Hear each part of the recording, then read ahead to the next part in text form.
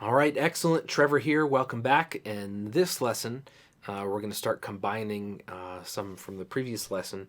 We have the slap harmonic, but we're going to incorporate some left-hand hammer-ons and pull-offs.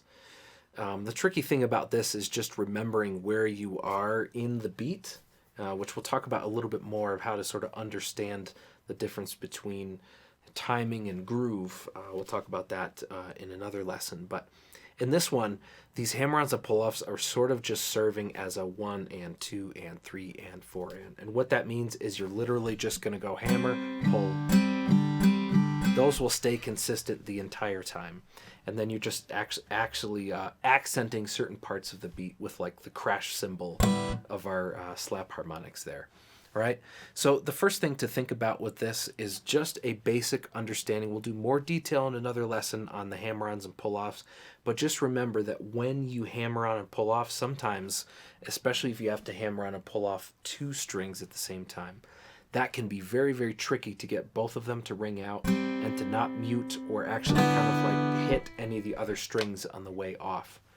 And this is going to sound like a really, really stupid hidden in plain sight thing, but I have found that sometimes when I've struggled over the years with just getting the hammer-ons to sound right, it's because the fingernails were just a little bit too long. So I'm not saying that solves everything, but it will solve probably 70% of the issue, because if the fingernail is actually getting to the wood part of the neck before it can actually make a solid hammer of the string to the fret itself, that is stopping the mechanical thing, and then it's always going to feel like it doesn't quite work. So the first thing is to just make sure you keep your nails trimmed short for that. All right, so let's hear what this exercise sounds like. I'm going to play this at 100 beats per minute to a click, and then we'll break it down further from there. 1, 2, 3, ready, set, go.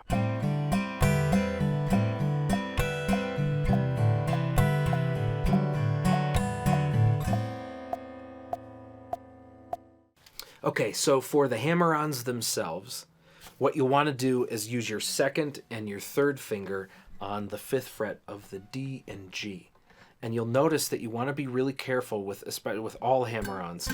You want to make sure that you're actually not reaching up, from down here, that it's very much a movement from these parts of the knuckle, the hand knuckle, right? Because that allows you to come straight down onto the fret for the hammer-on, and then to pull off, you come straight back. All right? The next thing to worry about with a pull-off is that sometimes it's easy to go, right, to actually get too many of the strings for the pull-off, but also it's also a problem to not get too much of a sound at all, like this. Right? Okay, so to break down the mechanics of what's happening with your left hand hammer-ons and pull-offs, you want to make sure you go straight down here, and then you're actually going to leave the string at a slight angle. And what I mean is that you're going to pull these back into the hand like this. And what that does is actually give slightly, sort of like when you're snapping your fingers, right? The motion goes down, and you actually have to pull it across for it to make that snapping sound. So the same idea, it's a very light kind of snap. You just move this back a little bit and make sure that you don't bump into all these other strings along the way. So that's one of the tricky things. The other tricky thing about this is making sure that your hand doesn't get fatigued. This is a marathon, not a sprint. And we've heard that saying so many times in so many contexts, and I hate to use a cliche here, but it's true. You have to find a way to make minimal effort exerted here in order to actually keep that going. Don't try to really use power.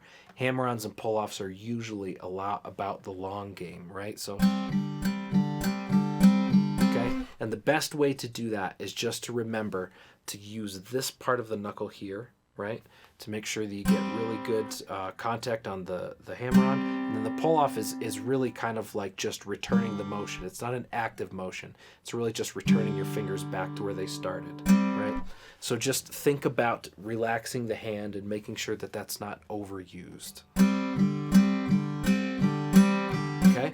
The next thing that we're going to do here is I'm actually going to be picking the thumb, the index, and the middle on the A, the D, and the G. And I'm going to pick this at the same time while this is pressed here. And I'm going to pull that off there.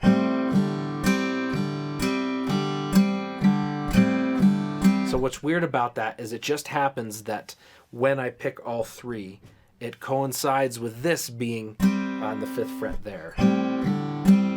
Just like that. Okay, so what we're gonna do now is after we have that, okay, what's tricky is when you come back, it's easy to grab like maybe the A string here or the low E. Keep your fingers in that central position. Okay, and the same thing, when I hit this, I'm gonna go to the 12th fret harmonic and I'm just aiming for like the G, B, and E strings. Now what's tricky is to get, after you get here, to get all the way back here in order to pick them again. It's easy to pick the wrong strings, so just be aware of that.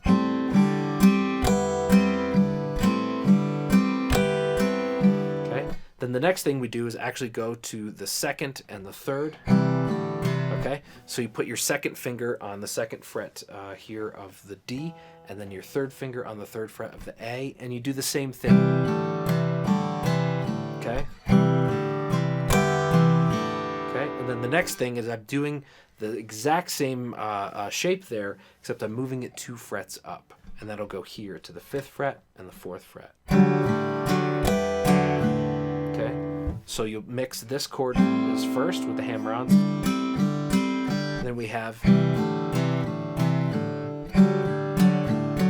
okay, when you put all of that together, making sure that it really can ring out that harmonic.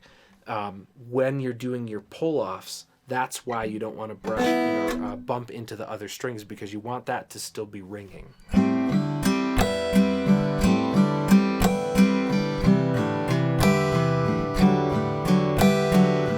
Okay. So now we've gone through the detail of this. Let's actually try this together. We'll do this with a click, metronome click at 100 beats per minute.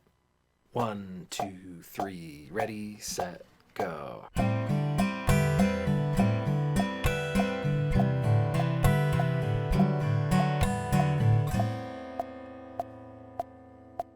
All right, excellent. So we've talked about the slap harmonic and then incorporating some of the hammer-ons.